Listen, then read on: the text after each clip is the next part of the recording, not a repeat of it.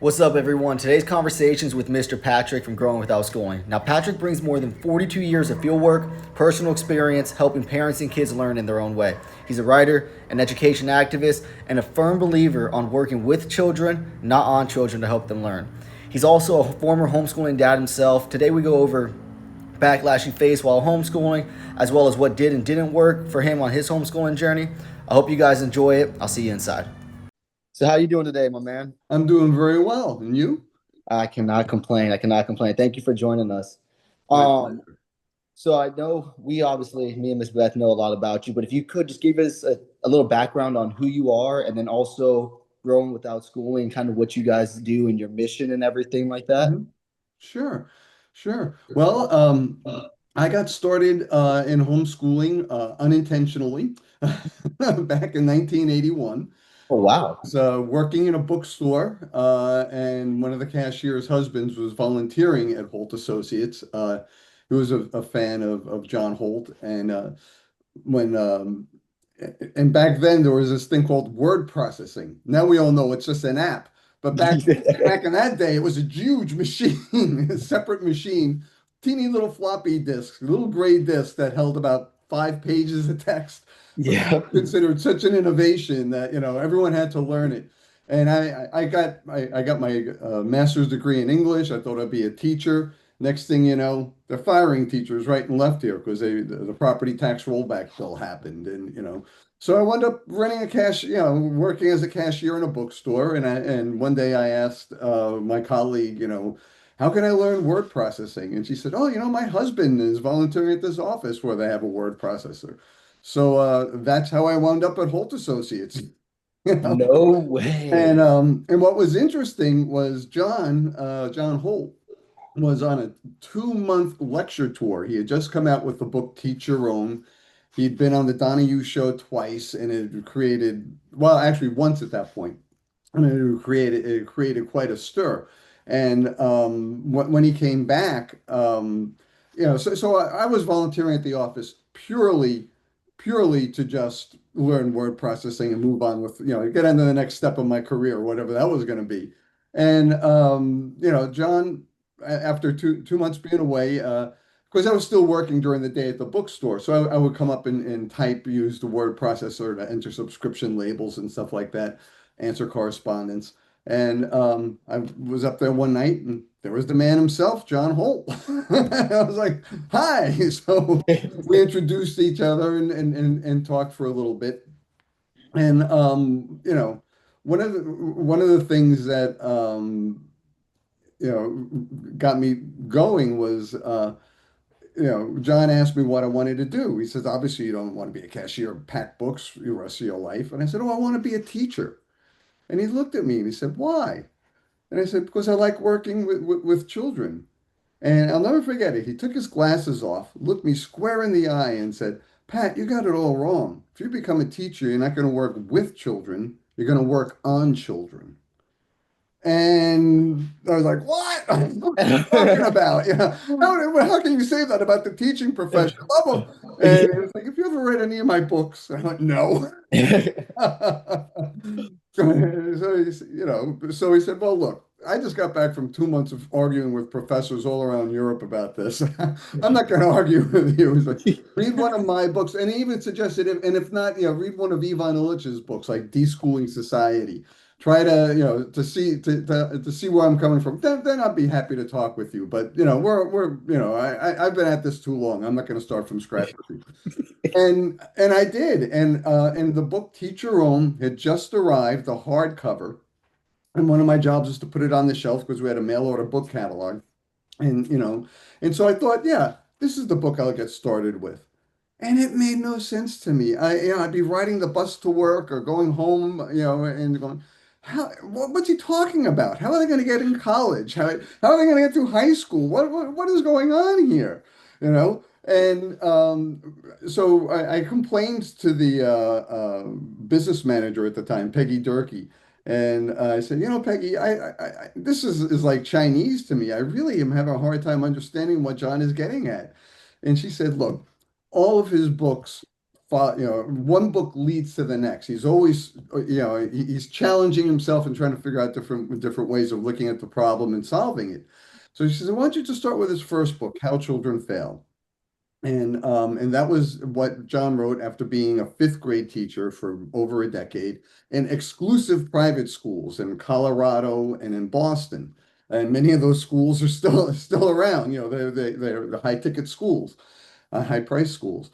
And what John wrote in How Children Fail was, school is the place where children learn to be stupid. And he said that here he is teaching like all these very privileged students, and they dumb themselves down, and they play all sorts of games, yeah, like the answer grabbing games that are still going on. Yeah, you could still read research that duplicates, what John and his co-teacher Bill Hull did. Was that's what they wanted to figure out. Why is it that all these smart kids we teach, but they don't learn? So Bill sat in the back of a classroom, John stood in the front, and then they would switch and then share notes back and forth. And that became the basis for his book, How Children Fail. And that made sense to me because all those games that he described, I went to Catholic schools as I was growing up. I was in public school for a while and I went to a Jesuit high school, and everything that he said was true. It's like, yeah, we were very defensive. We didn't want people to see that we didn't know anything. So we played all those games. Oh, maybe it's, you just, what he called answer, what John Holt named as answer grabbing. But it happens even when you're homeschooling. You can just take wild guesses, just Yeah. throw everything out. This end is torture. Just please. I gave you an answer. And so that really got to me. And then what was interesting was John, at that time, John made a second appearance on the Donahue show, and you could see this on YouTube. It's on the Growing Without Schooling channel, the whole thing, including the commercials, from the 1984. I think it was 82, I think it was.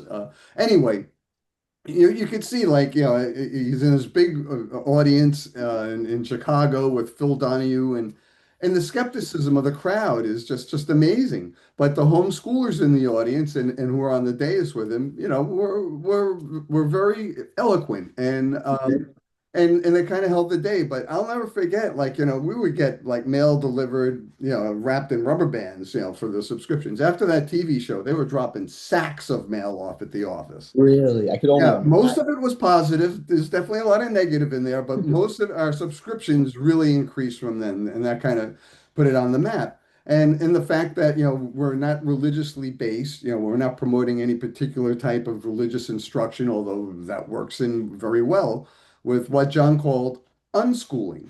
Was Hmm. he didn't, back in 1977, when he started the magazine, Growing Without Schooling, he was very clear that I don't want you to reproduce school in your home. Yep. Children learn for centuries without like all that structure, and we could work with that same energy and same concept in our homes. Yeah, if your kids want to go to school, my kids wanted to go to school, we let them. And then when they Yep. wanted to come out, they came out. I mean, people get all hung up on it. It's like all or nothing. And it's like, well, and again, maybe it was easier for us because literally the public school was around the corner from my house. So, so my kids were walking back and forth, for like one of them took Spanish class, another did first grade for 2 weeks, and then third grade for 6 weeks. Yep. It's, I mean, we never had this idea that school is this horrible, horrible place. It's just another place to learn. And when it doesn't work for you, you can come out and we find other places. So yeah, so that's my background. My wife and I wound up homeschooling our three daughters. They moved in and out of school. All three of them went to college. One didn't graduate. She hated college, and she was the one that spent the most time in high school. Wow. You know, so it's very, very interesting how all these things worked out for us. But the idea, it's just very challenging that when people say, "Oh, you've got to turn your home into a school. You have to have all this structure. You have to have all these tests," and that's true if you want to make school, turn your home into a school, but you Yep. don't need to do it that way. And then, of course, through John's work, we sold a lot of books because there's not that many now But back then there was a lot of alternative schooling going on, and it's actually that was sort of like the early 80s, sort of the decline of alternative schooling and the subsequent rise of homeschooling.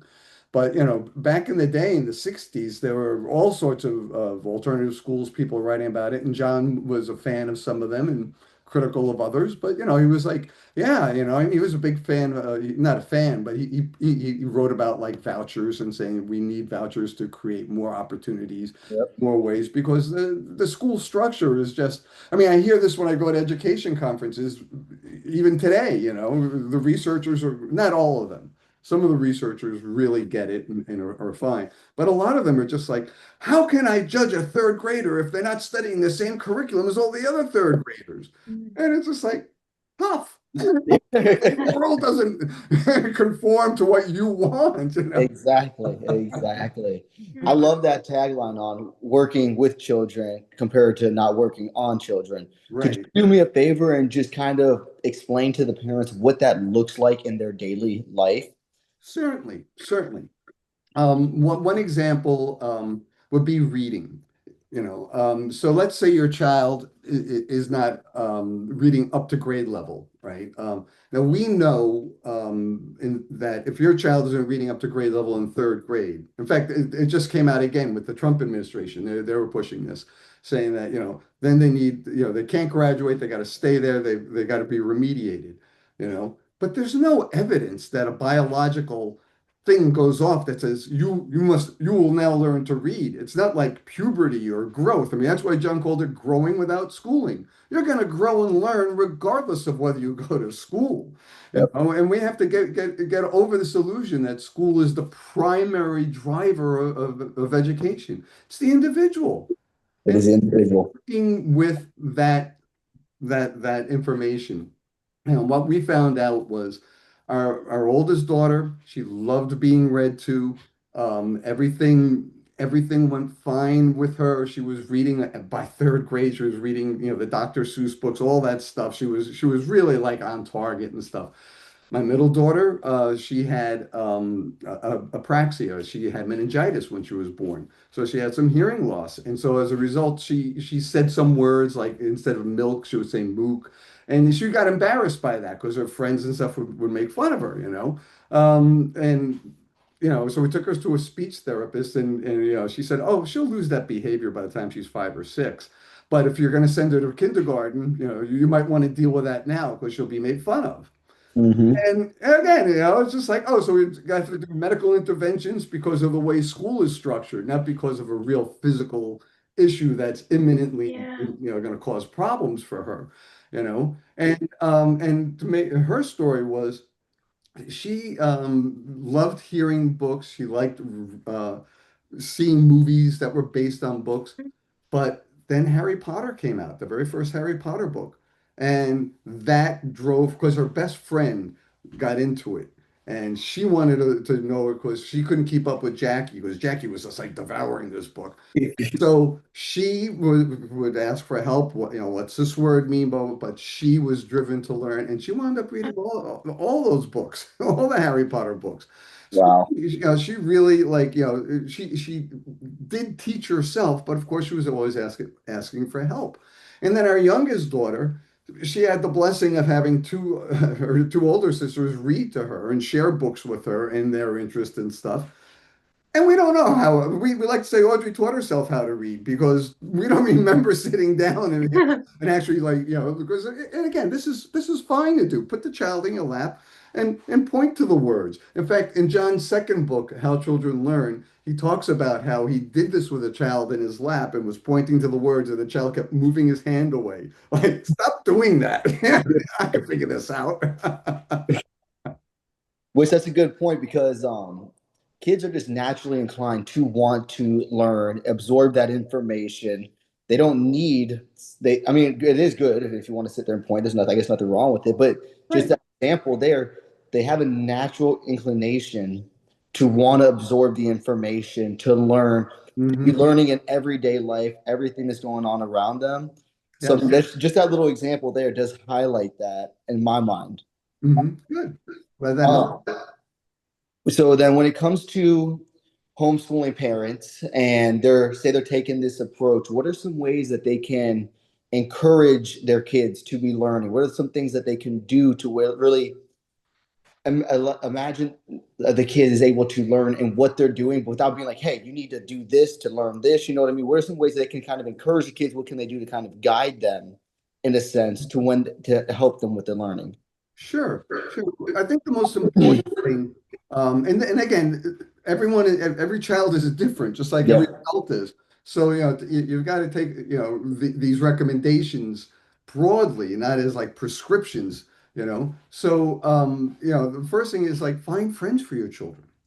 Children learn, so we all learn socially, even if you're not a particularly social person. You No, know, it's true. It's so true. you're still aware of what's going on and how you'd like to fit in. And so, yeah, play. Dr. Peter Gray has written a lot about this, in his book, Free to Learn. It's on my shelf there. He and many other educators, although not all, because clearly most of them are in the researchers camp of like, no, let's get all the 8-year-olds in second grade so we can judge everybody properly, Yep. which is so unfair. But because It we is. all know, like, if you have a book-rich environment and your parents are bibliophiles and whatnot, you're probably going to be a reader. But if you don't have that sort of environment, you might be better with your hands. Who knows? You might be musical. And that's the Mhm. whole point of what I'm trying to get at about letting your children play. Um, the more that they have experience with other children, that's why I think that it's homeschooling is successful with families with many children, is because the older can sort of model like how to learn for the younger. It's not how to teach. It's like they just see them poking around on the computer or building something with Legos and say, oh, how can I do that? You know? And so I would really emphasize this, social activities as much as possible from an early age, because then as they get older, then they'll get more specialized, and especially with young children, don't don't assume because your son can throw a baseball really far that means you got to work on him to become the next major league ball player. He may have an interest in music in another couple of months or something else. I mean, your youth should be to try all these things out and find out where you fit. And what makes sense to you. And that's going to change as you get older, because then you get more skills and say, oh, you know what, I'm actually pretty good at math. So maybe I should look into computer programming, although that's more logic than math, which is something that we forget. But Yeah. 'cause I know more than one philosophy major who's a computer programmer.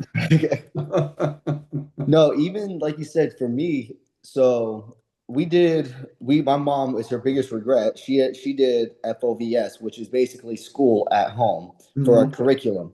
Now her biggest regret is that we didn't do what you're talking about. However, I was a kid who loved playing baseball, but my interest in baseball led me to be researching about the body, researching about diet, researching about working out, how fast twitch muscles work inside of your body. So just by following my interest outside of my curriculum, I ended up learning so much more because I was passionate about it, but Mhm. also it was something that I was just so like intrigued that this could help me become better, whether it was how to count macros, the way the body works. And it's just, I can definitely see if the kid is able to go into their passions like that with that imaginative state in mind, no pressure, just doing it because they enjoy it, it has to equal a more well-rounded education compared to Mhm. just here you're going to learn to spell the words big today. You're going to it's just Yeah. that because that's the way I learn now Yeah. too.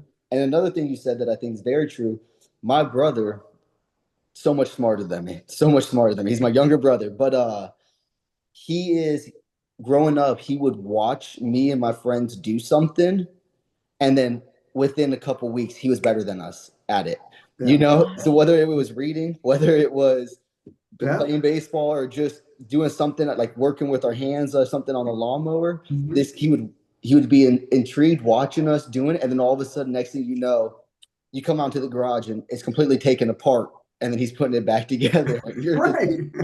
but that's such a great point that with the older children that they do kind of help guide in the sense of the younger Mhm. kids with it. Right, right. Um, And you make a really good point that I'd like to emphasize about, the interdisciplinary aspects of homeschooling. In school, English is separated from math, is separated from science, is separated from foreign languages, et cetera, et cetera. You have a different teacher, different textbook, but that's not how it works in the world.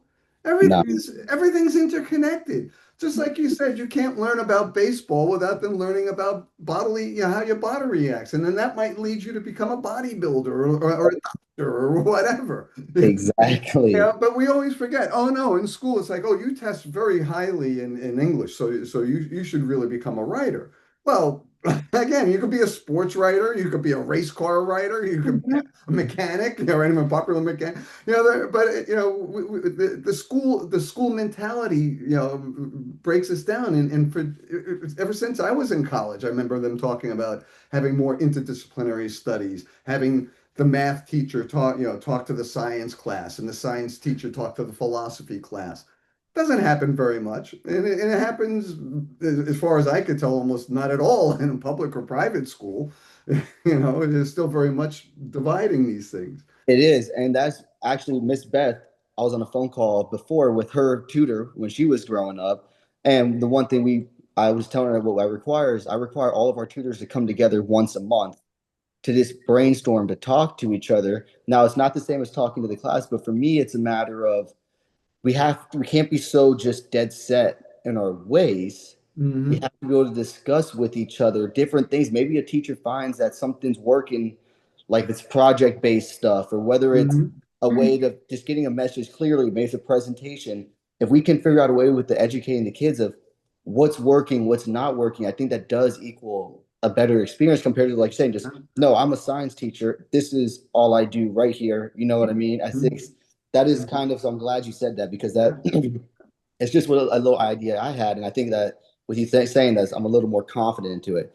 Hmm. Now, I know with unschooling, it does get a lot of negative backlash, and some people just because they don't understand it. Hmm. What are some common misconceptions that you kind of hear with it, and what are some just some of the things that you hear people bringing up that they don't fully understand? If you could kind of help them understand a little bit more to get rid of those. Well, probably the first and most common objection is that parents say, "Oh, it's the child runs the show." And that can't be, because all they want to do is eat ice cream all day or something. you know and that misses the point. It's showing respect for the other person, for the child. And yeah, in fact, I just posted before. I'm back in the swing of things. So there's an article from, I think it was 1988, and this mom talks about like trying to remove her daughter is having a bad time in a private school. It's been 2 years. She wants a homeschooler, but she acclimates her to homeschooling by meeting some other homeschoolers first, talking about like what it would be like. So, you work with them, you don't just say, okay, so, because I forget, gosh, I can't put my hands on it right now, but because I didn't print it out, I did it all online. But she made the point that like her child is too young to make even a decision like whether or not to go to school. Even though that's a reversible decision. As I said earlier, my kids went in and out. But she said that, and wisely, I think that, her daughter, and was very influenced by school and her classmates. And so she wasn't sure that she could make the decision. It's an important decision, and even though it could be reversible, her daughter might, doesn't want that responsibility of it. So the mom says, we'll make that decision for you. And the daughter homeschooling wound up working for them. But I could tell, and from the way the mom was writing, that, and if it didn't work out, they would seek out other things. It's not like they've ruled out like anything but homeschooling. Mm-hmm. So, this idea that the child is everything that the child says is what must happen, you know, that's a misnomer for unschooling. I mean, it's like the parent is in charge, but you're not like acting like a school teacher. It's like, okay, so if you're not going to learn this, what would you like to do? What else do you want to do? And you know, when I look back at the catalog that in the books that we sold, a big concern was television back in the 80s and 90s. In fact, there was a book that we sold that was popular called The Plug-in Drug. Like people wanted to limit. Now look at this. Yeah, now we have like almost a national movement to get rid of cell phones because Yeah. what it's done, right? But at the same time, it's just like if your child respects you and you respect your child, say, no, don't use your cell phone now. We're gonna, let's have some quiet time. Let's just build, and then you come back to it. I mean, and that's another thing is the parents need to model the behavior that they want. I mean, if you're gonna run the family like a military school, you have that right. And I know some families who successfully do it that way. That's your business. Good. Yeah. I'm not comfortable doing that. That's not my style. But at the same time, I'm not gonna, if my daughter, said, "Oh, geez, Dad, I just want to go into the woods and find some mushrooms." Like, no, let's sit down and look at books about this, and because you could kill yourself eating the wrong mushroom. Of So, course. I mean, so there's that stereotype, just like there's the stereotype of like the religious parent who doesn't let their child, explore anything Mhm. except what's Yep. there in the Bible, that as they see it, you know. So that would be it. And then I guess another thing is that we don't use curriculum, and that's true in the sense that unschoolers build the curriculum around their kids' interests, but that doesn't mean that we don't. If your kid's interested in pottery, of course I'm going to send my daughters or to a pottery class. I don't have that equipment here. I don't know how to do pottery, and to be honest, I don't want to. But they do. So I will help them find that class, and I will do it. My middle daughter wanted to learn Spanish, so we were able to work with our local public school. She walked into the school, signed into the principal's office just before Spanish class, took Spanish, left, and this is a public school, signed out of the office and walked home. So, yeah, I Wow. mean, Wow. arrangements can be made, but people, when it becomes threatening, when it's like a whole group of people saying we all want this, it becomes then that's where the power struggles come in. But in my experience, a lot of educators want to work with the families and the children. They're not all just like, sit down, shut up, and do as I say, which Yep. is unfortunately still the model for most classrooms. But so I just hope that eventually, I mean, homeschooling, unschooling, they're both growing. There's Hmm. now more alternative schools, and there's more choice among schools. Although even then, I mean, a lot of these charters, they have to abide by the state curriculum. They also have to do that. So if your child is a late reader, they might get, thrown on some drug, or saying Adderall or something like that because, Yep. and it's just like, no, I mean, it's just because they're not keeping up with what you expect. As I said earlier, there's not like a biological marker that says now you're going to read that goes off in your brain. Reading is a learned skill, and I'm amazed. One of the things that I, after just before John Holt died, a guy had written a dissertation called "Prosperous Illiterates," and it was for his PhD dissertation. And he asked John to read it, and John had a copy of it. And I unfortunately gave that copy to a homeschooling author, and he never returned it. So I Oh, don't have access to it anymore. But it was a dissertation, so it's up there. And I was amazed. Prosperous illiterates. These guys running car dealerships, running big restaurants and all this stuff. And they couldn't read. They just relied on other people to read the materials to them. yeah. Like they would announce the specials of the day and they couldn't read it on the menu so that people, say it back, but they're in the kitchen, they made it all happen, you know? So this idea that the other thing is a well-rounded individual. I hear that a lot. Oh, if you're going to be unschooled, you're not going to be a well-rounded individual. Well, show me a well-rounded individual that graduated from a university or a college. What do they look like? What's different about them than me? Maybe they're more focused on or ambitious towards their career or something, but is that really well-rounded if all you could think about is your career? You don't go out to hear concerts or hang out with your friends, do social activities. You're just dedicated to your work. And that seems to be like what school pumps out more often than not. And that's another reason why we need to, have more social activity in school and why homeschooling, this is the season here in Massachusetts. The homeschooling groups often have park days, where like we go to Walden Pond and stuff and just hang out and invite anyone who wanted to bring their kids, whether homeschooling or not. And that's a great thing, and you see it's multi-ages. There's a lot of ways that we as homeschoolers could show the educators how things could be different, but it does involve changing the model somewhat. But we're right now outside the model and kind of working around it and with it as we see fit. And I'm comfortable with that. I've been doing that for 40 years or more now. It's like I remember when everyone was shutting homeschoolers out. They didn't want anything. Even private schools are like, Yep.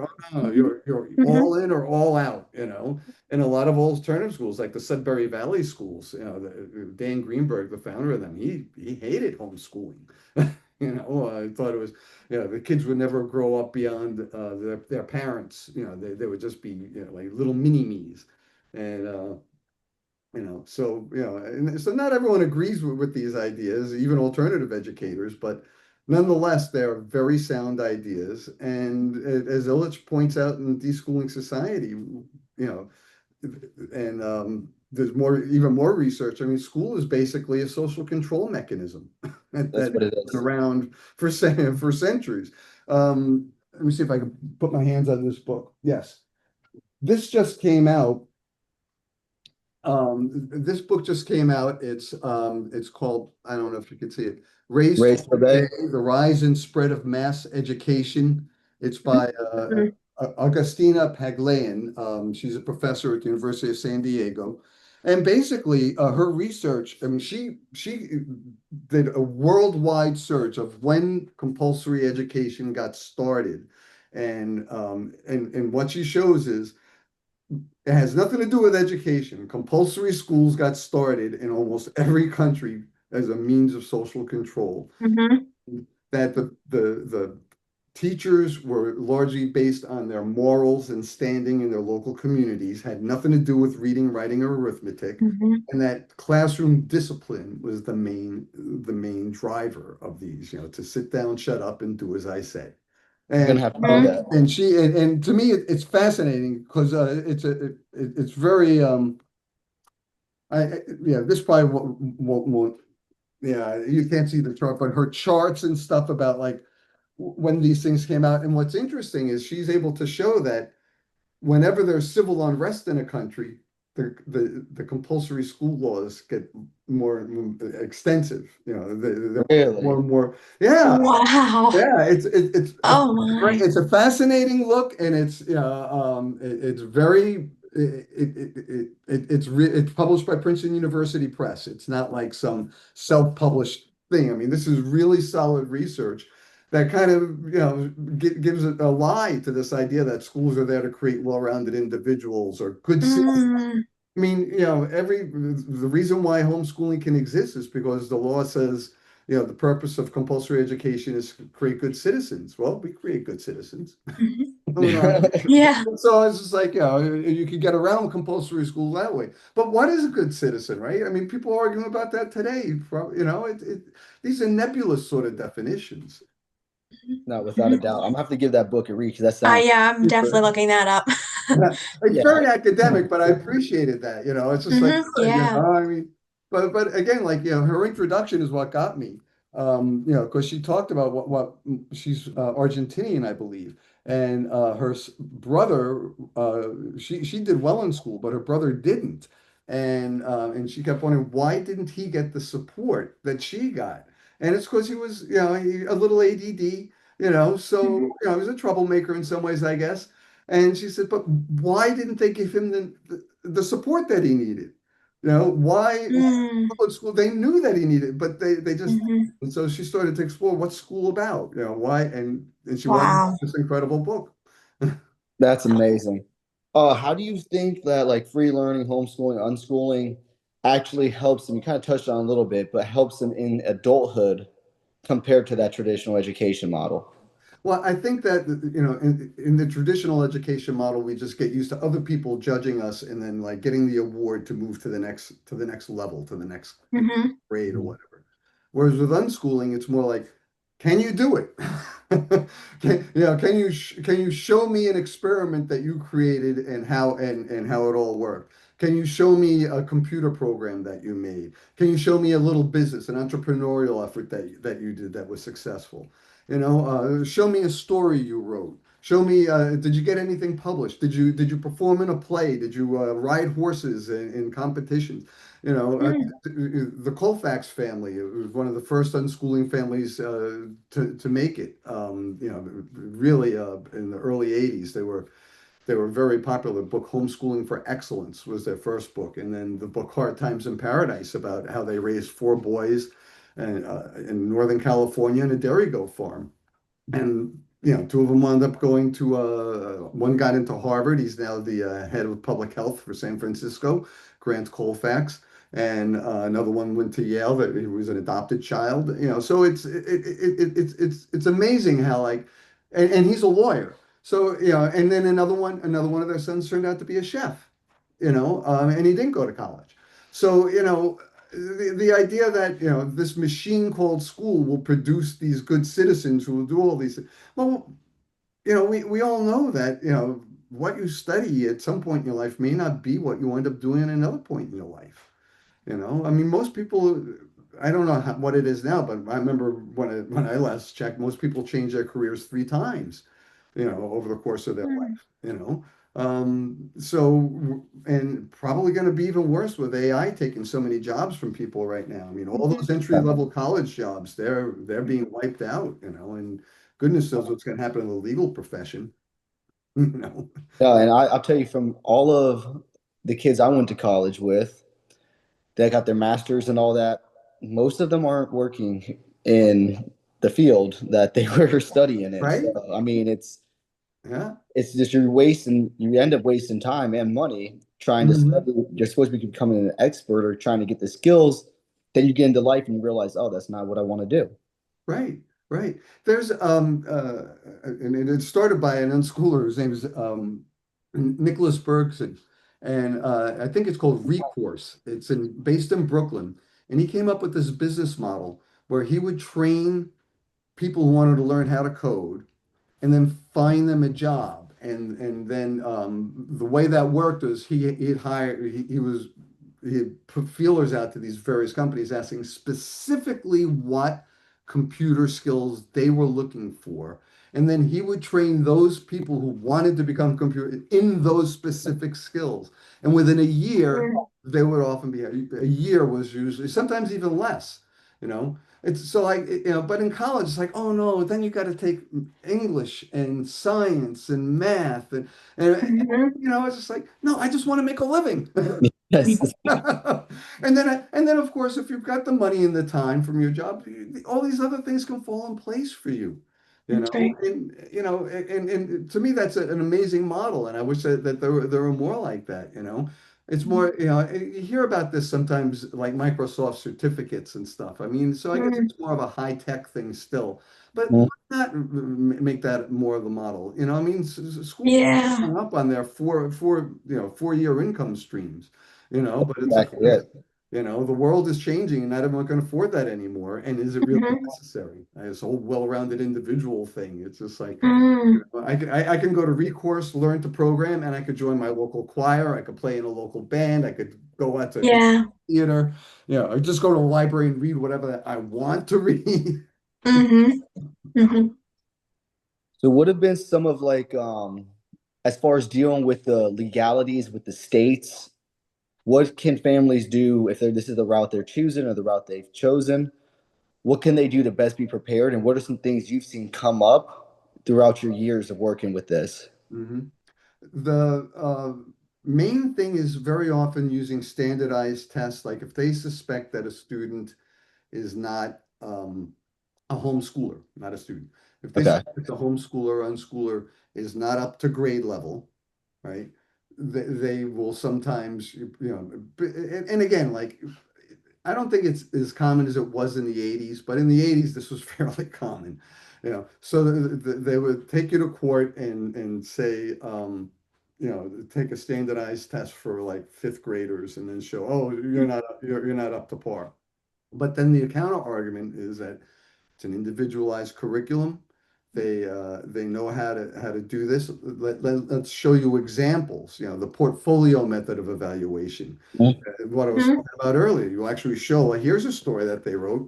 Yeah. All this is spelled, and in fact, here's an earlier version where you could see that they didn't have it. We made corrections, and and so and that's usually what is won out, and schools lost so many of these cases, because there are alternative schools and that's always the fallback too. It's just like, look, there are schools that are supported by the state that don't follow the same curriculum as the public schools because they have special needs students or this, and our child is here. So, and in fact, Waldorf schools.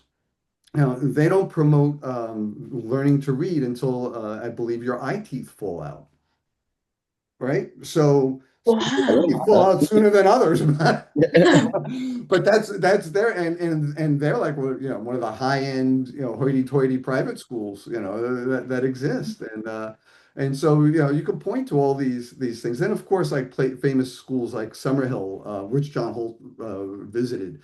He was not close friends, but he sent letters back and forth with A.S. Neal, the founder. And there, like, and Neil was always saying, when the child is ready to learn to read, we'll teach them. Mm. It doesn't have, but this whole idea that we're like taking masses of children all the same age and pushing them through this machinery, and that's still the belief. But that's why I think we have to go back to more of these social models. I think that a child can learn math, science, and reading by playing football, by building with Legos, by learning music, because it's all interconnected, and people who are aware of this, even if you're not a musician, but your child shows musical ability, this is the beauty of homeschooling and unschooling. Mhm. You can step in and help them find a teacher. Maybe there's Mhm. another homeschooler their age that can play the piano and show them a few things, stuff like that. It doesn't always have to be, oh yeah, we got to take a class, you got to buy this textbook, show up here at 8 o'clock, Monday, Wednesday, Friday. I mean, it can, and of course, having a schedule that can be important. You want that, but when you're dealing with 6 and 7 year olds and you got a lot of kids in the family, it's hard. I get it. And not everybody can has the wealth to have like nannies and so on, So yeah, there are many ways to approach this, and I hope I've shared a few of them that make sense for your audience. No, I think you definitely did. When it comes to the parents being confident in their decision to do this, do you have anything you could touch on to give them a little bit that because they're going to get people are going to be saying, "Hey, why are you doing this?" Like you said, "Oh, the Yeah, children runs the show." Can you touch on that a little bit to give them the confidence? absolutely. I think that the most important thing that a parent can do is to pay attention and love their children. You know, you don't need a master's in education in order to do that, you know. And that is what's going to serve you the best moving forward. you know, having a firm relationship with your child as best you can. You know, I mean, I've met so many different families over the years, so I understand that, you know, personalities, health issues, all sorts of stuff get in the way. So it's not a clean cut, like, you know, answer that can be given. Other than what I just said, love and respect your child, and they will love and respect you back. And once you've got that relationship going, then things will fall into place, you know, because you can, you know, they won't be scared to tell you that, oh, you know, I really don't like this thing that, you know, this thing, what we're doing. I don't want to be involved with this stuff. I'd much rather like read this book on my own, or instead of being in this study group or whatever. You know, we have to find that balance, and everyone's different. You know, some parents have ADHD themselves, so it's hard for them to stay on schedules and keep things going. You know, and I'm aware of children who do that, who actually like help their parents stay on schedule because they're more organized, but you know, their parents have a lot more knowledge of how the world works, so it balances out. Yes. Where do you think unschooling, free learning, homeschooling, whatever you want to call it, where do you think it's going to be in the next like 10 to 20 years? Well, I hope I hope and pray that it'll be more popular. Um, you know, because I think everyone will find different levels of access to these ideas. You know, but I really do worry that, you know, as Paglayan's book and so much of the way, you know, look, you know, I gave a talk in June to the Alternative Education Resource Organization. I asked AI to make a chart of the number of waking hours children spent in free play from 1925 to 2025. And it basically starts off 45 hours of free play a week. And I said waking hours because I remember my friend John Gatto, when he wrote in one of his books that children spend more time in school than they do anywhere else. You know, the critics said, "Oh, but they sleep at home. That's 8 hours right there."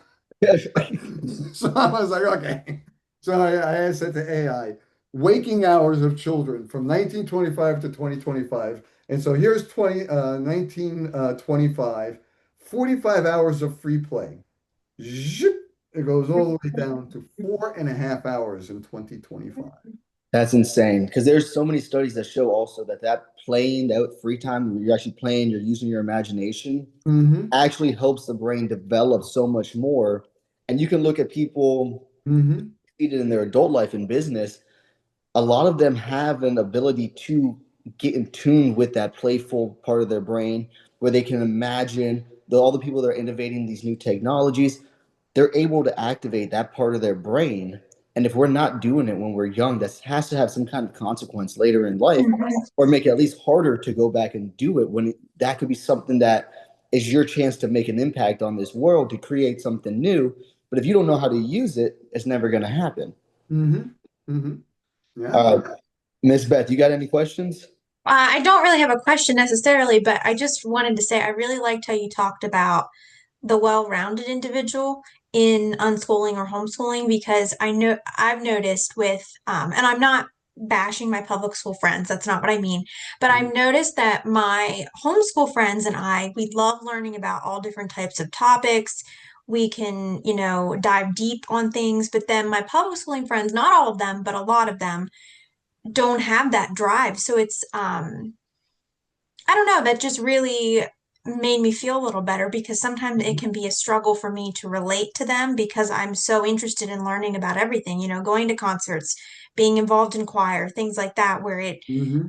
it's artistic and creative. And I've just wondered why more public school people, even adults that I know, are not interested in diving into that. That's very interesting. Hmm. Well, that model is very strong, and Mm-hmm. Glenn points out in her book, you know, the repetition Mm-hmm. of the incarceration, it's called. You know, Yeah. read a book, take a test. Mm-hmm. Read a book, take a test. Mm-hmm. Read a book. I mean, that's education for most Yes. kids. You know, It if you is. don't like Yes. reading right off the bat, you're in a bad place. You Yes. know? Because Yeah, that's Yeah. so trying to work with all these different modes, and Mm-hmm. there was this theory of multiple intelligences that came out in the 80s and 90s, and Mm-hmm. no one acts on these things, I mean, Mm-hmm. we just got through this nightmare of reading instruction. I'll never forget John Holt saying that, it's a combination of phonics and sight reading, Mhm. Mm-hmm. that's it. And depending on who you are and your makeup, one will be more predominant. That's going to be your way of doing Mm-hmm. it. Well, yeah, we just went from the look say, we got rid of phonics and we said it's got to be all look say. Now after 20 years Mm. of that, it's like now they're saying phonics. It's just like, come on. Phonics works for some people, but like I mentioned earlier, my daughter Allison, she had apraxia, and so she couldn't hear. Phonics didn't work very well for her, but when she saw the word exit or the word stop, she'd point and proudly say what it was. Oh, wow. So, I mean, everyone is, Yeah. we have to take that into consideration, Mm-hmm. and, Mm-hmm. and thank God, she didn't wind up in a special ed class, because who knows Mm-hmm. what that would have done to her self-esteem and so on, Without a because doubt. it Mm-hmm. wasn't Mm-hmm. that bad. And, Yeah. and like I said, she was reading Harry Potter by the time she was 9, you know. That's Wow. But impressive. this That's great. idea that we all learn everything at the same time, Mm-hmm. it's just nonsense, we It don't. is. Yeah. Yeah. Thank you for sharing that. Oh, thanks for your comment. Oh, yeah. So what can we do to kind of help growing without schooling to kind of spread the word? And if you want to just take a little bit to give kind of like a little bit more of how you guys, what you're doing, your impact, and also if our parents are interested, they would be maybe willing to reach out or look into it a little bit. Sure, sure. Well, right now, I mean, at the height of our, when we were height of our operation in the late 90s, in the 1990s, I was lecturing at least once a month, at different homeschooling conferences. We had a mail order book catalog of So yeah. books that we recommended for teaching reading, writing, science, and just general interest, fiction for kids and adults. Books that, like I said earlier, about the plug-in drug, alternatives to television and mass culture and stuff. So, Hmm. we did that, and we published from 1977. John died in 1986, and then I continued publishing the magazine until 2001. That's what I saw. Yes, sir. Yeah, and I'm still. I just posted like a story, to the subscriber list that came out in 1983, I think, and it's a story. No, 1988, and it's absolutely pertinent today about how a parent like acclimated her child to homeschooling, like how they arrived at the decision together. So I think there's a lot of timeless information because yeah, we've got the internet, but big deal. Look what it's doing to us. Like, we have to talk about what it's like to be people using the internet, not like how the internet uses us. Without You a know? doubt. And I think that's a really important thing that we as parents have to do is model that behavior. Take our cell phones, turn them off, and put them around during dinner, stuff Mm. like that. I'm amazed, when I go out with some of my adult friends, even though my youngest daughter is now 33, but I'm amazed at how like the minute something happens on their phone, they're just looking at it. It's like, gosh, Yep. what's going on? I mean, I get on the bus. I mean, I used to see newspapers and books. Now all I see is people staring at their phones. Mm-hmm. No, that's so true. Because when I come back from the gym, I pass all these bus stops, and it's amazing to see that every kid is just sitting on their phone. There'll be 10 kids at a bus stop. Hmm. None of them are talking. They're all just either sitting on their like crisscross applesauce style or leaned up against a fence post. Not none of them are talking. They're all just right here, just Yeah, their phone. And yeah. it's amazing. It's absolutely it's insane, honestly. I had the sad moment back in May. It was my 50th high school reunion. And so I drove down to the Bronx and went to my old neighborhood where I grew up. And I'm walking around, and as I get to the playground, I hear all these kids playing and stuff, but every single person that was not a child was not looking at the children. They were all looking at their cell phones. Oh, You my. know? That And, is and yeah, and now let me go back because I remember John Holt. one of his, and he writes about this in his two early books, How Children Fail and How Children Learn, how one of his things that he likes to do is sit in playgrounds and watch children play and watch the interactions, with the adults and the children and stuff. And then Adam Walsh, his son got kidnapped, and next thing you know, he's saying that kidnapping's happening all over. Sure, and the kids' faces were being put on milk cartons back then, and it was like this big scare. And John felt that he had to take a newspaper with him whenever he went to the playground now, because he couldn't just sit there and look. Yes. Right, but he was getting like these weird looks from people, Oh, Like, yes. the newspaper up and peer over and see, oh, look at those kids in the monkey bars. What are they? Oh, wow. Yeah, and that always struck me because it's gotten worse. Mm. It really has. I mean, you can't. I mean, fortunately, I usually have children with me, so I can go to the playground and meet. But if you're just an adult, when I was growing up in the Bronx, it was very common for the elderly to be sitting in the park while the kids were playing. I mean, and looking at us. No one thought it was weird. you know. Without a doubt. Sir, thank you so much for your time today. Is there anything that we can do to help you guys with what you got going on over there? Well, I'm a one-man band now. I'm going to be, revising. I hope, I've revised Teach Your Own twice. Okay. And both of John's books, How Children Fail and How Children Learn and Learning All the Time, they've been in print continuously since they came out. And if you do read those books, basically that's the way I support my work is through the sales of these books, on the website. I hope to get every issue of Growing Without Schooling. I have them all as PDFs, but Okay.